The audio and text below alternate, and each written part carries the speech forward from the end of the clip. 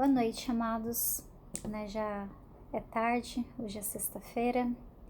Eu tô aqui gravando porque eu quero compartilhar uma mensagem com vocês. É algo que Deus tem falado ao meu coração essa semana. E até ontem nós compartilhamos da palavra aqui em casa, porque nesse momento tão difícil de isolamento social, onde a gente não pode ir à igreja, a uma célula, a uma reunião com os irmãos, nós tomamos como medida aqui em casa, nos reunimos nos domingos, a gente coloca uma ministração na TV e a gente congrega juntos, faz um momento de louvor, de adoração, e esse domingo nós vamos fazer a nossa ceia aqui juntos, já pedi pro meu marido comprar o suco de uva. E às quintas-feiras nós nos reunimos como célula, fazendo um estudo da palavra. E ontem nós estivemos reunidos exatamente compartilhando dessa palavra. E é essa palavra que eu vou compartilhar com vocês. Tá lá no livro de João, capítulo 15, verso 1, que diz assim: Eu sou a videira verdadeira, e o meu Pai é o lavrador. Todo ramo em mim que não dá fruto, ele tira. E todo ramo que carrega fruto, ele limpa para que possa trazer mais frutos. Veja, Jesus é a videira verdadeira. Ele é a árvore e nós somos os ramos. Nós precisamos estar conectados à árvore, porque é através da raiz e passando pelo caule, é a árvore que dá a sustentação dos ramos, é quem alimenta, quem traz o suprimento para os ramos, para que os ramos possam ter frutos. Ou seja, se a gente não estiver conectados com Jesus, a gente não vai dar fruto, Mas ele diz que todo ramo que está nele precisa dar fruto. Às vezes nós dizemos que estamos conectados com ele, Vamos à igreja, temos um momento de oração, de busca, de adoração, mas muitas vezes a gente não está dando frutos. E no verso 6 diz assim: se alguém não permanecer em mim, ele é lançado fora como um ramo e murcha, e homens os recolhem e os lançam no fogo, e eles são queimados. Ou seja, quando a gente não permanece em Jesus, nós somos ramos que seremos cortados e de nada vale, A palavra de Deus diz lá que todo ramo que não dá fruto será cortado, e todo ramo que não permanece em Cristo também será jogado fora, será queimado, porque para nada serve. Então nós precisamos estar conectados em Jesus, estando conectados, nós precisamos dar frutos, e que esse fruto permaneça. No verso 16 diz assim: não fostes vós que me escolhestes, mas eu escolhi a vós, e vos designei para que vades e deis fruto, e para que o vosso fruto permaneça, para que tudo quanto pedirdes ao Pai em meu nome, ele vos conceda. Então, não fomos nós que escolhemos a ele, mas ele nos escolheu. Foi assim porque Jesus morreu por nós, Aí a gente vê o grande amor de Jesus, a paixão de Cristo, porque ele se entregou por nós, porque ele nos escolheu, Não fomos nós que escolhemos a ele, Ele nos escolheu porque existe um amor profundo, No verso 10 diz assim: se vós guardardes os meus mandamentos, permanecereis no meu amor, do mesmo modo como eu tenho guardado os mandamentos do meu Pai, e permaneço no seu amor. Se nós guardarmos os mandamentos, e quais foram os mandamentos? Foram vários os mandamentos. Mas ele diz que se a gente guardar os mandamentos, nós permaneceremos no seu amor. Porque quais são os mandamentos centrais que Deus propôs?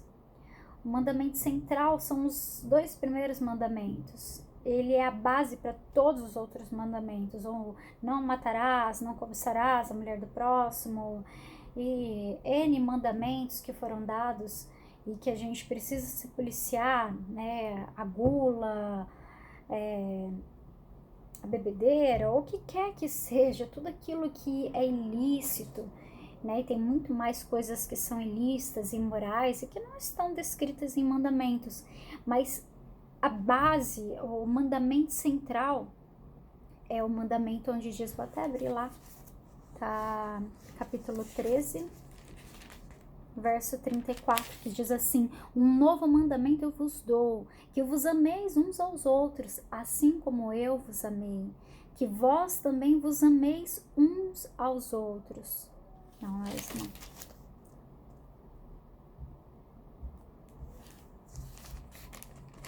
Não é essa passagem, mas enfim, é a passagem onde diz que nós temos que amar a Deus sobre todas as coisas e amar ao próximo como a ti mesmo. É o segundo maior mandamento, é a gente amar ao nosso próximo como a nós mesmos, né? Então, primeiro lugar, amar a Deus sobre todas as coisas, com toda a tua alma, com todo o teu entendimento, com todo o teu coração, com tudo. Ou seja, Deus é o centro de tudo, Deus tem que estar em primeiro lugar na sua vida. Você precisa aprender a amar ao Senhor, porque muitas vezes nós ignoramos a Deus. Deus é o Criador de todas as coisas, Ele nos ama, Ele entregou seu próprio Filho por nós, para morrer por nós, e nós simplesmente ignoramos o Criador. Ignoramos aquele que nos criou, né? Nós somos criaturas e nós ignoramos a Deus e vivemos o nosso mundo, esse mundo, e esquecemos de Deus, né? E nós precisamos colocar Ele no centro. E o segundo mandamento é amar o teu próximo como a ti mesmo. Como que a gente ama o nosso próximo como amamos a nós mesmos? Nesse momento de dificuldade, de crise financeira, crise econômica, muitas pessoas estão passando necessidades. E o que nós temos feito? O que você tem feito pelo seu próximo? Aquele que você sabe que está passando necessidade, aquele que você sabe que perdeu o emprego, aquele que você sabe que era um autônomo, uma pessoa que não tinha nenhum registro, né? Ou seja, tá parado sem ter dinheiro para comprar comida, né? A gente sabe das pessoas que estão passando necessidades e muitas vezes a gente ignora elas. E como que você ama o seu próximo, sabendo que ele está passando necessidade e nada faz? Nós precisamos, a sua casa tá farta, tem comida, porque nesse momento de isolamento nós não precisamos de mais nada, né? Basta a gente ter suprimento, ter um lugar pra gente ficar, ter um chuveiro elétrico, ter nossa família junta, reunida, né? Amor, paz, alegria. Mas a gente não precisa de muito dinheiro, porque ninguém vai viajar, ninguém vai sair para comer, ninguém vai fazer nada. Nós estamos isolados, nós precisamos pensar no próximo, né? Isso é amar o próximo como a ti mesmo. Eu falo isso porque eu tenho sido muito incomodada pelo Senhor e assim eu fico pensando. Fica passando na minha cabeça assim o tempo todo, nossa, quem que pode estar passando por necessidade das pessoas que eu conheço, que são meu próximo. As pessoas que eu conheço, eu fico pensando, tal pessoa, ela não tinha um emprego fixo, como que ela tá? E eu fico pensando em várias pessoas. E eu fui atrás de algumas dessas pessoas e eu, meu marido, o que a gente pode fazer, a gente tá fazendo. E isso é amar o próximo, a gente não pode deixar, sabe? Eu falo, se a gente conseguir guardar alguma economia, se a gente tem alguma coisa guardada, algum dinheiro, do que vale nesse momento. Se a gente tá preso e não tá faltando nada dentro de casa. Então, que a sua reserva, se você tem condição, se não tá faltando nada na sua casa, não pensa no dia de amanhã, se você tem que guardar, porque vai que amanhã as coisas ficam piores, vai que eu perco o emprego. Tem uma atitude de fé, eu não tô falando gastar toda a sua economia, mas só tente pensar que a sua mesa tá farta e tem pessoas que estão passando fome. Você assistiu um filme antes de ontem, e também me fez refletir muito, que é O Poço, né? Um filme que foi bastante comentado. E a gente vê a tristeza do capitalismo, onde existe uma distribuição totalmente igualitária, onde uns têm muito e comem, comem, comem, e outros não têm nada e estão passando fome, né? Então, que a gente possa refletir nisso.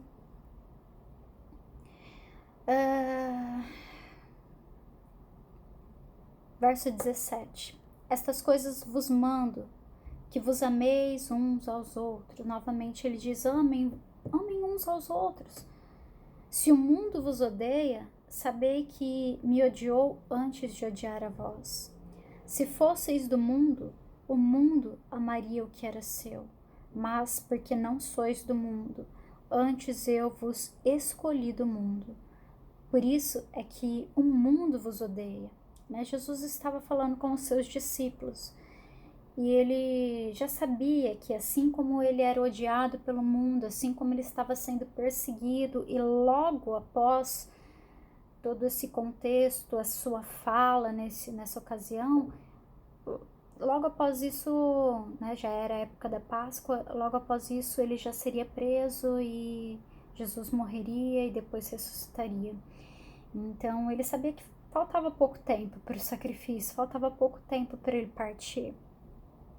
E ele sabia que essa perseguição também se estenderia aos seus discípulos, né? E por isso ele diz: se fosseis do mundo, o mundo amaria o que era seu. Mas porque não sois do mundo, ou seja, vocês não escolheram o mundo, vocês abstiveram do mundo, vocês não amaram esse presente século.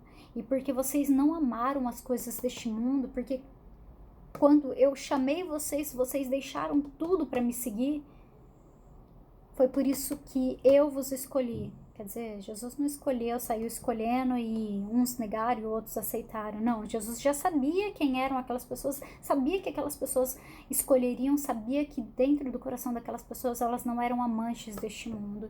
Porque Jesus veio para pregar, para ministrar sobre o reino de Deus, né, para ministrar sobre algo espiritual e não carnal. Então eles tinham que entender que esse mundo é passageiro e que eles teriam que estar disposto a isso, né? Então, sabendo que eles não amavam o mundo, foi que ele escolheu, exceto Judas, né? E era necessário, e Jesus escolheu sabendo que ele seria o traidor, né? Jesus sabia de todas as coisas e tirando Judas, o restante ele sabia, conhecia o coração de cada um e sabia que eles estariam dispostos a seguir Jesus e estariam dispostos a continuar fazendo a obra depois que Jesus partisse.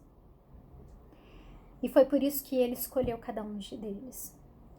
E aí ele diz assim: mas quando vier o Consolador, que eu vos enviarei da parte do Pai, o Espírito da verdade que procede do Pai, ele dará testemunho de mim, e vós também dareis testemunho, porque estáis comigo desde o princípio. Né? Então eles teriam que continuar esse chamado de Deus para a vida deles, teriam que pregar, que anunciar a verdade, né? Eles teriam que continuar no caminho do Senhor e levantar discípulos, serem testemunhas de tudo aquilo que eles viram, né? Eles foram testemunhas oculares, eles tanto de andar com Cristo como testemunha da ressurreição, porque Jesus apareceu para todos eles, né? Depois que ressuscitou. E isso seria uma prova de fogo, né? Não seria fácil, porque eles seriam perseguidos e eles seriam mártires, né? Eles teriam que morrer em prol daquela causa, teriam que morrer em prol de Cristo. Assim como Cristo se entregou, eles teriam que se entregar. E aquele contexto da época, eles estavam sendo perseguidos, né? Mas eu creio que ainda vai haver um tempo onde os cristãos vão voltar a ser perseguidos. E é nesse momento em que esse mesmo mandamento se enquadra a todos nós, porque nós precisamos pregar a palavra. Paulo diz a Timóteo: pregue a palavra, esteja preparado a tempo e a fora de tempo, né? Exorte com toda paciência, amor, doutrina, porque vai chegar um tempo onde não suportarão a sã doutrina, né? Onde as pessoas não suportarão a verdade, ouvir a verdade, as pessoas não têm suportado ouvir a verdade. E essas pessoas vão procurar mestres para si, vão procurar pessoas que preguem aquilo que elas querem ouvir, né? Mas por isso que nós precisamos estar preparados para pregar a palavra. Nós precisamos estar preparados para sermos ramos que deem frutos, né? Nós precisamos ministrar a palavra em todo tempo, sabe? A minha prioridade agora tem sido cuidar da minha casa, né? Ministrar a minha família. Eu tenho uma filha adolescente e é uma fase difícil, né? Mas eu não quero deixar de enviar a mensagem, de pregar a palavra aqui.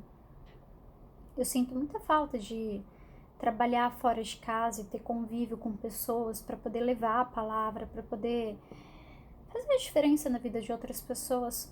Mas enquanto eu tô dentro de casa, eu tenho uma excelente ferramenta que é a internet.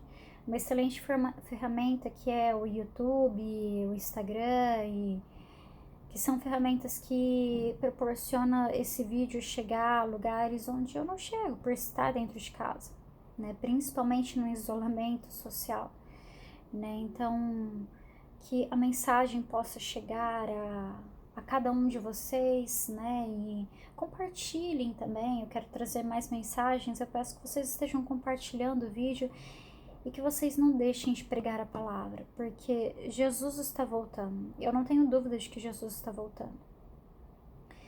A palavra de Deus diz, né? Jesus diz que todas essas coisas aconteceriam, mas ainda não seria o fim. Mas são sinais do fim, né? Então a gente está vendo muita coisa acontecer.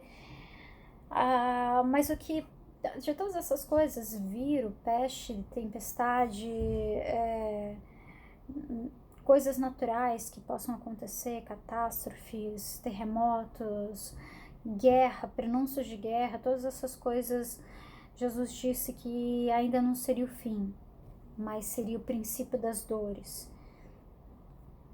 Mas o que mais me alerta, né, de que Jesus está voltando, uma é olhar, o Senhor diz que a gente precisa aprender a olhar para o céu e precisamos aprender a olhar para a figueira, que é Jerusalém. Então nós precisamos reconhecer que muita coisa está acontecendo lá, né? Também isso fica para outro vídeo, senão vai ficar muito comprido.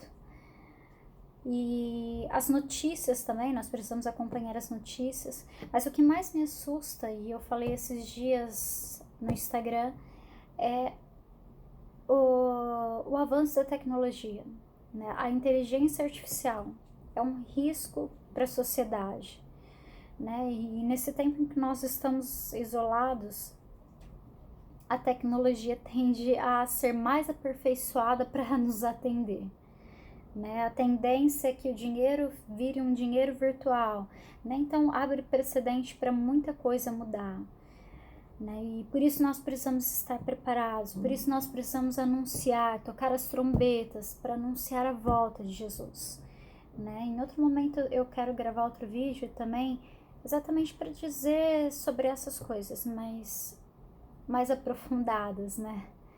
Mas no momento, o que eu peço para que vocês não deixem de anunciar a verdade, e que vocês, se algum de vocês estiverem afastados do caminho do Senhor, volte para Jesus.